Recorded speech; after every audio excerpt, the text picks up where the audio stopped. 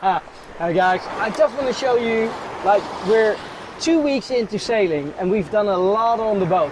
And I just want to show you guys around the boat, the little stuff we've done, and it just feels good. The boat feels solid. Nadine is just rock solid on the boat.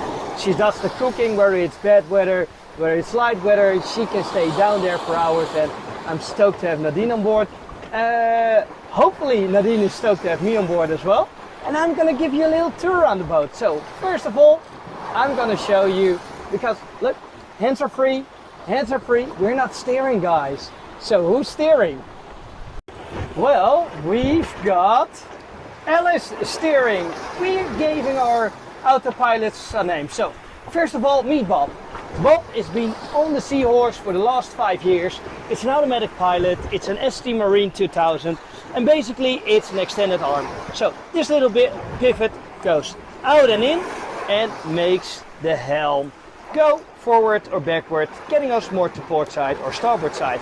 But we've got a new member on board, guys.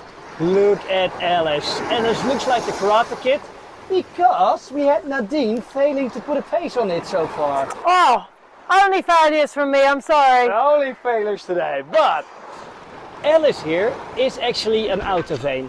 An autovane, actually, well, I'm just going to show you guys. So, we have a little piece of wood that reacts to the wind. If the wind comes from port side, it goes to starboard side, and that makes this fin swivel left or right. When it goes left to right, we have this little beam pulling cords to starboard or port side. These cords are connected to these lines, connected to the helm. Tie wraps are pretty strong. Nadine, do you trust the tie wraps? I trust tie-ups. You trust them like 10%, 20%? No, they're really, really strong. Tie-ups, you can use them for heaps of things. You just have to make sure they don't chafe out, get some too much strain on them. They're really strong. Nadine shares my how do you call it? Tie wrap passion. Tie wrap passion, no, like duct tape and tie wraps is the answer if it needs to be stuck. W40 if you need to lose it. For anything else, there's duct tape and tie wraps. So, well, that's our little story concerning our autovanes. Do you have anything to say about our little Alice and Bob? Just that they work really, really well. Like, if one's struggling in the weather conditions, the other one seems to do the job. So it's the perfect combination to have on board, especially with changing weather. Yeah. It is. She's totally right. Like, sometimes when we're like going upwind or half wind, Alice is really nice. Autovanes struggle a little bit more downwind, and that's where the autopilots, the electrical ones, come in handy. But to be honest, we're using them both on and off. I have to admit, I think Alice is stronger than Bob. Of course she is. Like, the girl on board is stronger than Bob. Bob works until about, let's say, 15 knots. Yeah. And Alice can handle everything above that. That's pretty crazy, eh? So, what else do we have on board? Well, we've got our fishing rods. And to be honest, I've got a little lure here. I've got this lure from a friend of mine in the Netherlands. He made it himself, and we already got a lot of mahi-mahi. And mahi-mahi is the fish that Nadine likes. Why do you like mahi-mahi? They are just beautiful fish. Like, I've never really had much experience with mahi-mahi, but they're amazing to look at. They're fighting fish, very strong in the water. They really put up a big fight when you've got them on the end of the rod.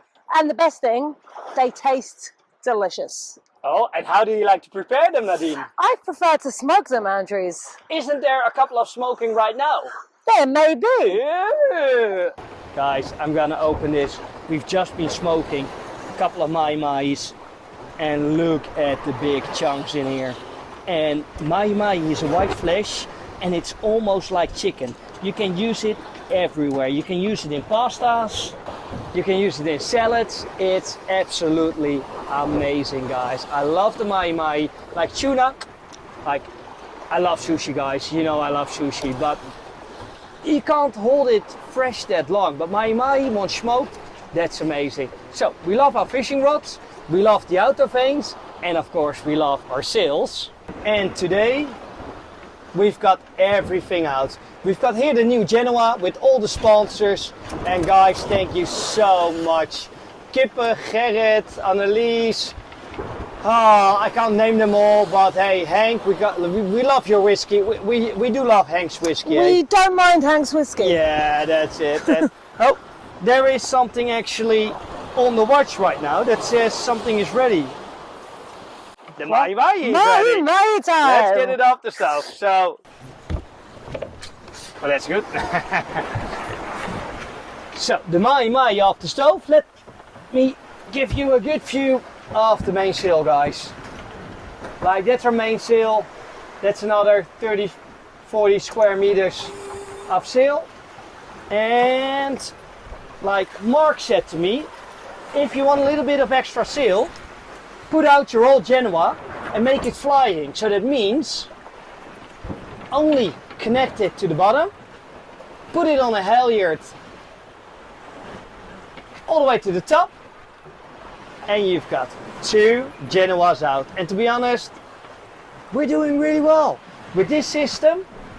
How much are we doing? About 6 knots, 5.5, 6 knots. And it's not even 10 knot winds right now, guys. So that's pretty awesome. And well, while I'm having a look at Nadine here, look at that Electra system. We've got 2 big solar panels. We've got 2 wind generators. I need to work on it a little bit because actually the charging systems and the controllers are too far away from the batteries. So we're not getting maximum input, but we love our freezer, don't we? We do. We can actually survive without that, to be fair. So keep it running, Andrews. Keep them running. And what we also love is, look at this incredible system, guys. You know what that is? That is a 100-liter water tank. And I've connected the pump that's actually been used for the solar shower with duct tape and tie wraps. So what does it do? Well, guys, I'm gonna switch the camera around. Look at it. We've got here some switch and then some pumping action that makes pressure in this. What are you smiling at? You just look hilarious. So we got some pumping action here, and you know what? When there's pressure in something, the pressure needs to come out. And look at this. Can I do that with one hand? Oh my God! That's even funny. I love it. Okay. Oh my God! You dirty bastard. Okay, I just figured out something. That's okay. Yeah, in that sense, that bad. So, but anyway, we've got a shower with hot water. Well, we can't actually use it because we're running low on water. Because I'm gonna have you explaining that one. Yeah. So tell us our water situation. Basically, because of the winds, we haven't had very much wind. It's been very unexpected.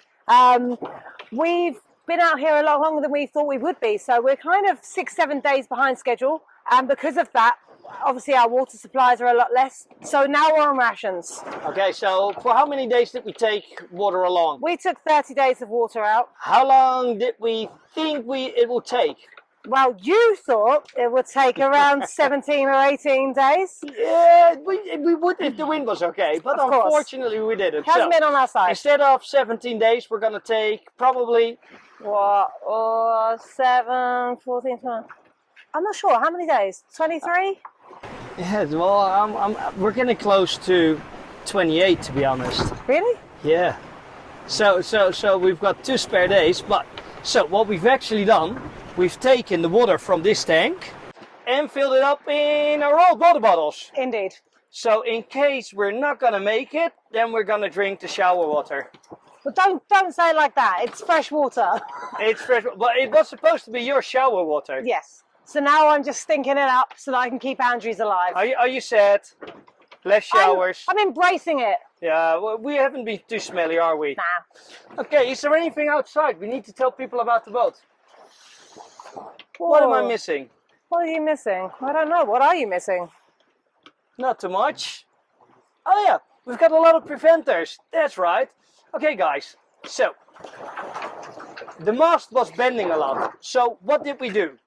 Okay, so yeah, just to give the mast a little bit more reinforcement, what we've got is we've got 2 running backstays, and they're basically ropes that connect to the top of the mast and run all the way down to the stern, and we tie them off there. And it just gives it some extra support, so it's not being pulled forward too much, especially when we're flying 2 Genoas at the front. Yeah, so basically in the back you can see here a metal stay and a rope, and they all go to the metal ones are going to the top of the mast.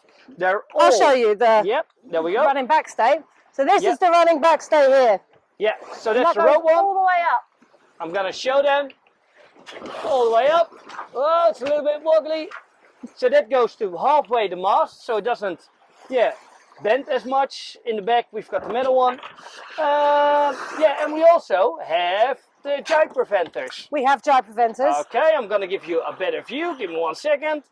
Okay, so basically this is the rope we've got on here, and what it does is it stops the main boom from jibing to the other side of the boat, which you can do if we hit a big swell or the wind changes, for example. So this little rope here actually stops the impact on the boom from swinging to side on the boat.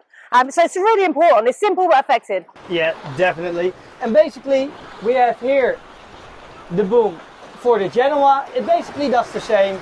It's attached to the back, so it can't actually jibe to the other side, getting stuck in the stay in the middle here and able to rip.